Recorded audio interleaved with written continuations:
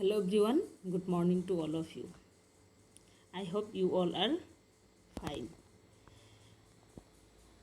Anyway, so আগৰ ক্লাছত আমি অভিৰুচন বা মোটিভেশ্যনৰ সংজ্ঞা, মোটিভেশ্যন কাক কয় এইখিনি সম্পৰ্কে পঢ়িছিলোঁ আৰু মোটিভেশ্যন শব্দৰ অৰ্থ কি, মোটিভেশ্যন কোনটো শব্দৰ পৰা আহিছে এই সম্পৰ্কে আমি পঢ়িছিলোঁ।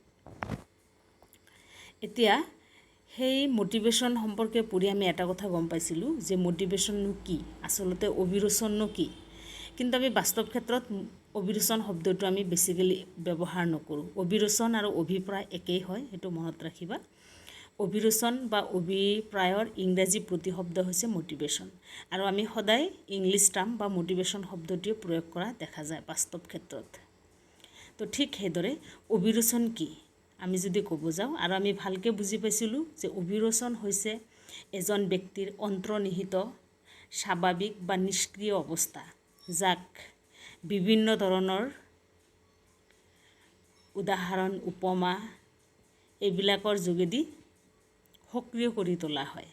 অৰ্থাৎ অভিৰুচন হৈছে এনেকুৱা এটা প্ৰক্ৰিয়া, যি প্ৰক্ৰিয়াৰ জৰিয়তে ব্যক্তিৰ অন্তৰ্নিহিত তাৰণা বা প্ৰস্তুতিৰ সৃষ্টি কৰা হয় কোনো এটা কাম কৰাৰ কাৰণে।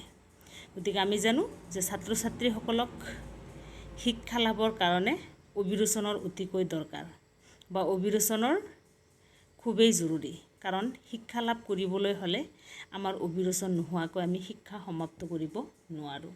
কাৰণ শিক্ষা লাভ কৰিবলৈ হ'লে আমাৰ কাৰণে অভিৰুচন খুবেই জৰুৰী বা খুবেই দৰকাৰী, কাৰণ অভিৰুচন নোহোৱাকৈ আমি শিক্ষা লাভ কৰিব নোৱাৰোঁ। অভিৰুচন মানে মোটিভেশ্যন। আৰু তোমালোকে এটা কথা মনত কৰা যে তোমালোকক কেতিয়াবা মোটিভেশ্যনেল ক্লাছ লোৱা হয়, বিভিন্ন ধৰণৰ ব্যক্তিৰ কথা কোৱা হয়, কেতিয়াবা বিভিন্ন ধৰণৰ ব্যক্তিৰ সহায়ত তোমালোকক সেইবিলাক কথা কোৱা হয়, আৰু তোমালোকৰ তেতিয়া পঢ়িব মন যায় আৰু এনেকুৱা লাগে যে মই আজি ইমান দিনে যি কৰিলোঁ আজিৰ পৰা এতিয়াৰ পৰা মই বহুত ভালকৈ পঢ়িম। তাৰমানে সেই কথাটো, সেই তাৰণাটো তোমাৰ মুখৰ পৰা আহিছে নে অন্তৰৰ পৰা আহিছে, তুমি ৰিয়েলাইজ কৰিছা সেইটো আমাৰ ক'ৰ পৰা আহিছে, অন্তৰৰ পৰা আহিছে।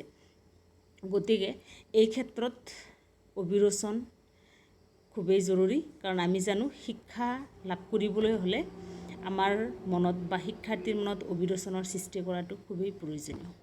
গতিকে সেই শিক্ষাৰ্থীৰ মনত শিক্ষা লাভৰ কাৰণে অভিৰুচন সৃষ্টি কৰিবলৈ হ'লে আমি কি কৰিব লাগিব, বা কি পদ্ধতি প্ৰয়োগ কৰি বা কি উপায়ৰ যোগেদি আমি শিক্ষাৰ্থীৰ মনত অভিৰুচনৰ সৃষ্টি কৰিব পাৰোঁ।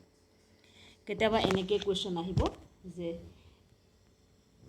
ছাত্ৰ ছাত্ৰীসকলৰ মনত কেনেকৈ অভিৰুচনৰ সৃষ্টি কৰিব পাৰি। আকৌ এনেকৈ আহিব যে ছাত্ৰ ছাত্ৰীসকলৰ মনত অভিৰুচনৰ সৃষ্টিকৰণৰ ক্ষেত্ৰত শিক্ষকৰ ভূমিকা আলোচনা কৰা।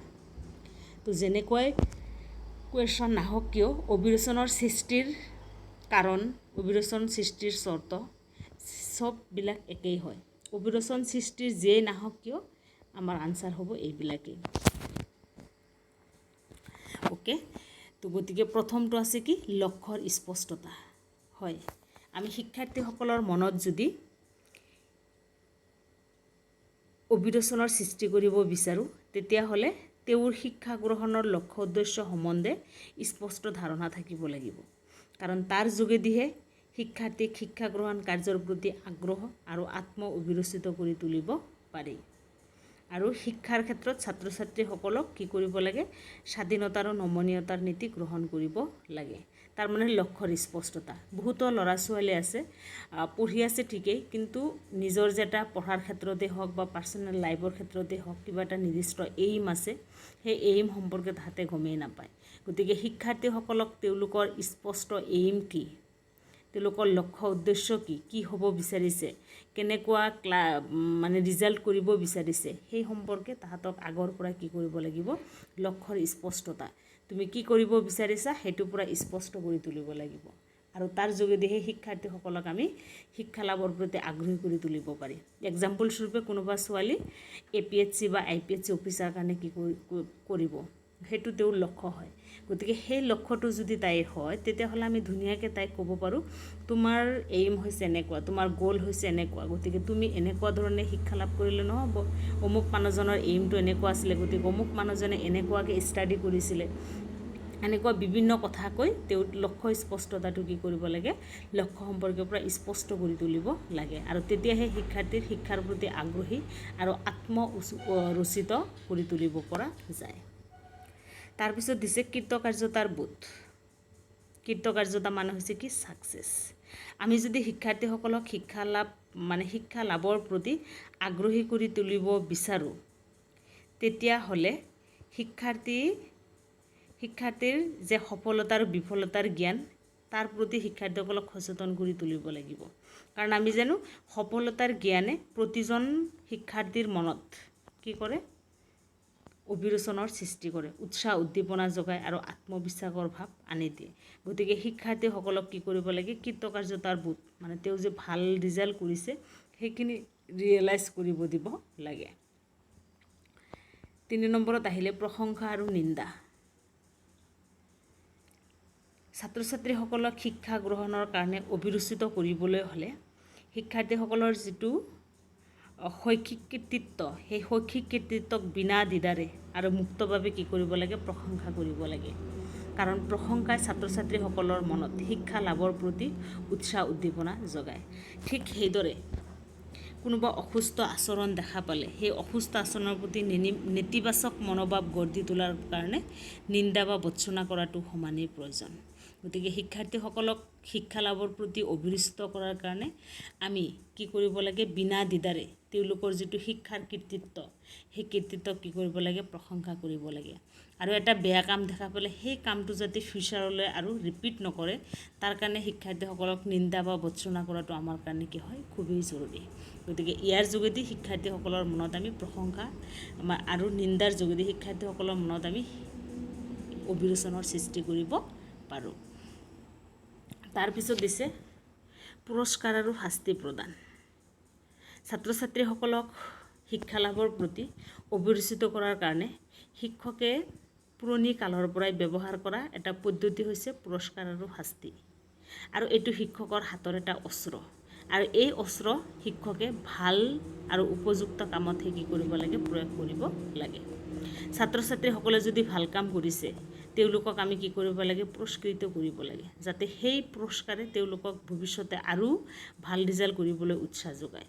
আৰু যদি বেয়া কাম কৰিছে তেতিয়াহ'লে সেই বেয়া কামকো কি কৰিব লাগে, বেয়া কামৰ সলনি তেওঁলোকক শাস্তি প্ৰদান কৰিব লাগে, যাতে সেই শাস্তিয়ে তেওঁলোকৰ মনত সেই কামটোৰ প্ৰতি এটা ঘৃণাভাৱৰ সৃষ্টি কৰে। কিন্তু এই শাস্তি প্ৰদানে সুস্থ অভিৰুচনৰ কাম কৰিবৰ বাবে তাক উপযুক্ত স্থান, কাল, পাত্ৰ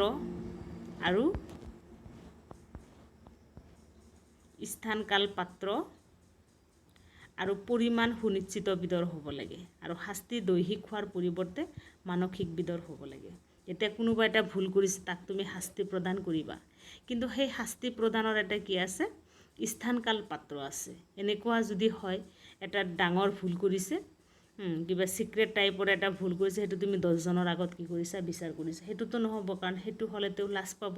গতিকে এনেকুৱা শাস্তি প্ৰয়োগৰ ক্ষেত্ৰতো শিক্ষকে উপযুক্ত স্থান, কাল, পাত্ৰ আৰু পৰিমাণ, তেওঁ কিমান পৰিমাণৰ ভুল কৰিছে আৰু তুমি কিমান পৰিমাণৰ শাস্তি দি আছা সেইখিনি কি হ'ব লাগিব, সুনিশ্চিত বিধৰ হ'ব লাগিব।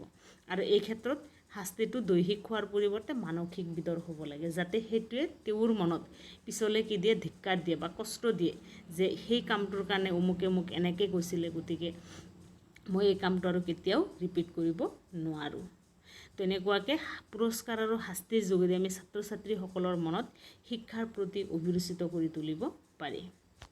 তাৰপিছত দিছে সহযোগিতা আৰু প্ৰতিযোগিতা।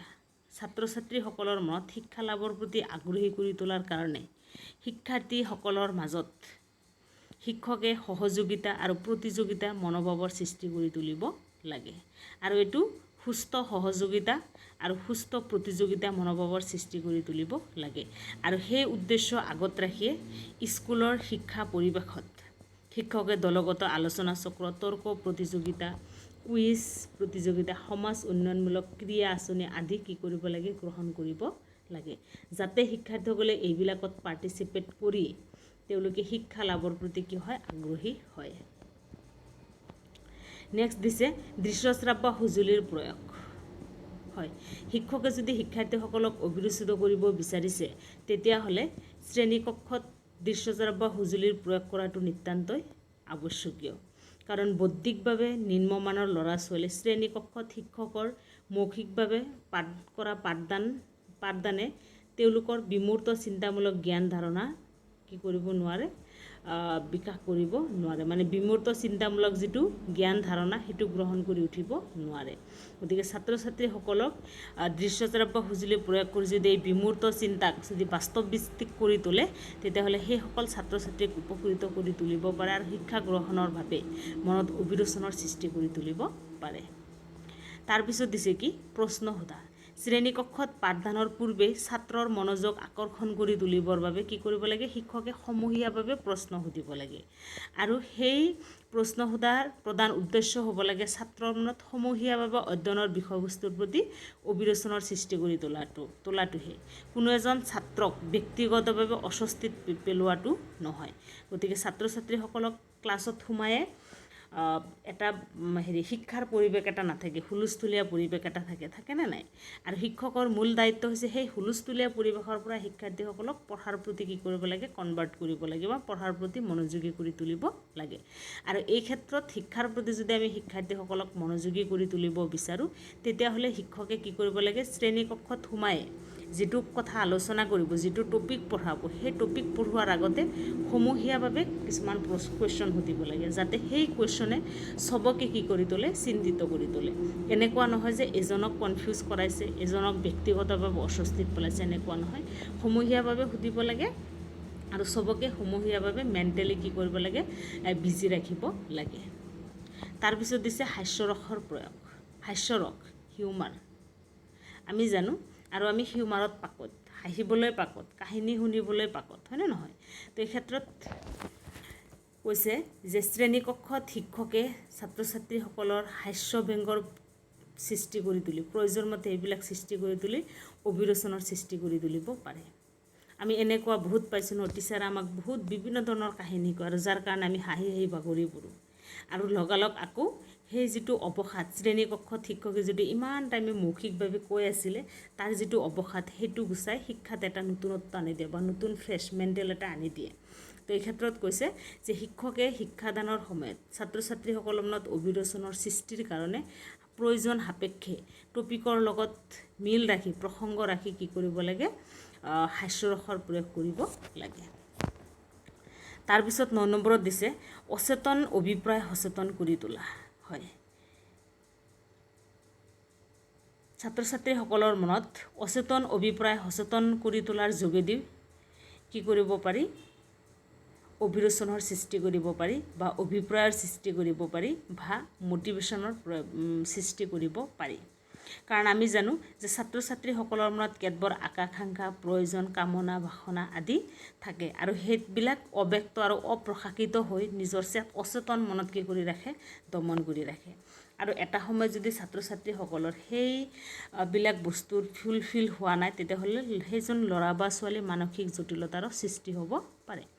গতিকে এই ক্ষেত্ৰত শিক্ষকে ছাত্ৰ ছাত্ৰীসকলৰ সেই মনৰ আকাংক্ষা, প্ৰয়োজন, কামনা, বাসনা আদি যাতে ব্যক্ত কৰি তুলিব পাৰে তেনেকুৱা এটা পৰিৱেশৰ সৃষ্টি কৰি তোলাটো শিক্ষকৰ কৰ্তব্য। আৰু সেইবিলাক শিক্ষকে খেলা ধূলা, নৃত্য গীত, নাট্যবিনয়, বনভোজ আদি হৈছে এনেবোৰ ব্যৱস্থা যাৰ যোগেদি শিক্ষাৰ্থীসকলক অৱদমন মুক্ত কৰি তেওঁলোকৰ মনত সুস্থ অভিৰুচনৰ সৃষ্টি কৰি তুলিব পৰা যায়। তাৰপিছত দিছে ইতিবাচক মনোভাৱ গঠন। হয়, আমি যদি শিক্ষাত ছাত্ৰ ছাত্ৰীসকলক অভিৰুচিত কৰিব বিচাৰিছোঁ তেতিয়াহ'লে শিক্ষকৰ প্ৰথম দায়িত্ব হৈছে শিক্ষকৰ প্ৰতি নাইবা নিজৰ প্ৰতি ইতিবাচক মনোভাৱ গঢ় দি তোলা। কাৰণ শিক্ষাৰ্থীসকলে তেতিয়ালৈ সেইজন শিক্ষকৰ পৰা শিকিব নোৱাৰিব যেতিয়ালৈ সেই শিক্ষকৰ প্ৰতি মানে ভাল সন্মান বা ভাল চকুৰে চোৱা নাযায় বা ভাল মনোভাৱ সৃষ্টি হোৱা নাই, তেতিয়ালৈকে তেওঁৰ পৰা আমি কি কৰিব নোৱাৰোঁ, শিকিব নোৱাৰোঁ। গতিকে শিক্ষকৰ প্ৰতি থকা ইতিবাচক মনোভাৱে ছাত্ৰৰ শিক্ষা গ্ৰহণত সুস্থ আৰু নেতিবাচক মনোভাৱ অসুস্থ প্ৰভাৱ পেলায়। মানে ইতিবাচক মনোভাৱে সুস্থ প্ৰভাৱ পেলায় আৰু নেতিবাচক মনোভাৱে অসুস্থ প্ৰভাৱ পেলায়। গতিকে এই ক্ষেত্ৰত শিক্ষকৰ বহুমুখী গুণ ৰাখিয়ে যাতে শিক্ষাৰ্থীৰ মনত অভিৰুচনৰ সৃষ্টি কৰি তুলিব পাৰে তাৰ প্ৰতি শিক্ষকজন সদায় কি কৰিব লাগে, সচেতন থাকিব লাগে। আৰু শিক্ষকৰ আকৰ্ষণীয় ব্যক্তিত্ব হৈছে অভিৰুচনৰ মূল মন্ত্ৰ। গতিকে শিক্ষকৰ যিটো পাৰ্চনেলিটি কি হ'ব লাগে, আকৰ্ষণীয় হ'ব লাগে। আৰু তেতিয়াহে সেই শিক্ষকৰ নিচিনা হ'ব পৰাকৈ শিক্ষাৰ্থীসকলে ভালদৰে অধ্যয়ন কৰি থাকে। গতিকে ডিয়াৰ ষ্টুডেণ্টছ, এইখিনিতে আমি শিক্ষণত কেনেকৈ অভিৰুচনৰ সৃষ্টি কৰি তুলিব পাৰি সেই সম্পৰ্কে আমি বহুতকেইটা উপায় বা ব্যৱস্থা বা টেকনিক আমি পাইছোঁ। গতিকে মই আশা কৰিছোঁ নিশ্চয় এইবিলাক টেকনিকৰ যোগেদি শিক্ষাৰ্থীসকলৰ মনত আমি অভিৰুচনৰ সৃষ্টি কৰি তুলিব পাৰোঁ। গতিকে এইখিনিতে তোমালোকৰ অভিৰুচন কেনেকৈ সৃষ্টি কৰি তুলিব পাৰি সেইটো সমাপ্ত। গতিকে নেক্সট ক্লাছত বেলেগ আলোচনা কৰিম। তো ইয়াৰ আগতে মই কৈছোঁ তোমালোকৰ যদি কিবা কনফিউজ থাকে, যদি নুবুজা কিবা থাকে মোৰ লগত শ্বেয়াৰ কৰিবলৈ নাপাহৰিবা। Thank you and thank you so' much again.